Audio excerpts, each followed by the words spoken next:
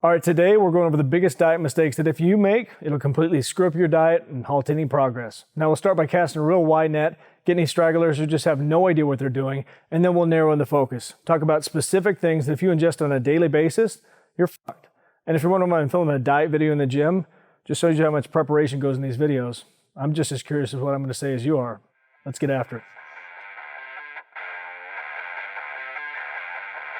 Thought I was going to move, huh?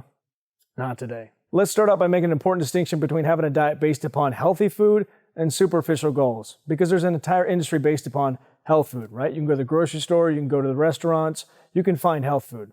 Problem is, when you start applying some of the principles you've learned from chasing those superficial goals, like nutrient timing, portion control, moderation, you realize no matter what you do, that healthy food isn't so damn healthy. And somewhere along the way, they lost their minds and started pushing more micronutrients than the importance of macronutrients. For instance, I'm sure you've had people in your life reach out just to say, hey, just want to let you know that I've decided enough's enough. I'm going to start to get healthy. I'm having 4 cold pressed juices a day.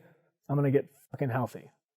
And you'll have the heart to tell them that they're probably going to still end up with diabetes. It's just going to be a locally sourced organic type 2 diabetes. Now, the reason I bring this up is because it's one of the biggest mistakes I see people make is basing their diet on what the general population deems healthy food and expecting their body just to transform. Doesn't work like that.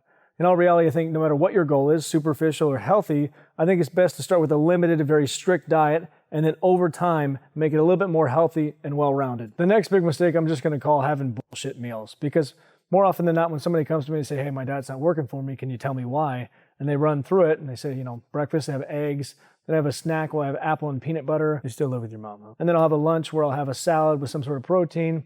Then I'll have a couple almonds for a snack. She clearly made that. And then I'll have dinner. Let's be perfectly clear. Almonds, that's a source of fat. Peanut butter, that's a source of fat. Yes, there's protein in it, but they shouldn't be the source of protein for that meal. They should be looked at like a bonus.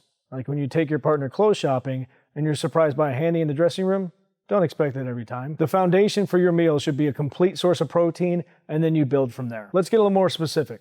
What are you cooking your food with? Are you using olive oil, coconut oil, any oil? You fucked up. When I first started working with people on their diets, one of the biggest hurdles was figuring out how many different ways they could screw it up. One person in particular came to me and just said, hey, I'm not losing weight. Okay, run me through how you cook your food.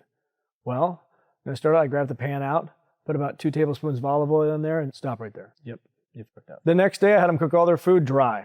And you guessed it, they came back pissed. Because their food didn't taste like the Olive Garden anymore. There wasn't 200 to 400 extra calories of delicious fat in there. So the moral of the story is, don't add extra calories to your food. Suck it up, buy a nonstick pan. Now, if you're gonna say, that isn't me, I use Pam, good thing I keistered one just to illustrate this point that this is no different. Yes, if you look at the back of it, it says 0 calories, but look at the serving size.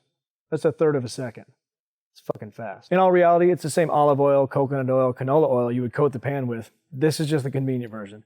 And the reason it says 0 calories is because under a certain amount of calories, FDA doesn't require it.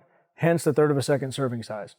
And I know you're watching this channel, you're an asshole. Just like me, you're hamming on that thing for 20 seconds. So as always, like, subscribe with the notification bell, leave a comment for the video you want next, and get after it, get growing.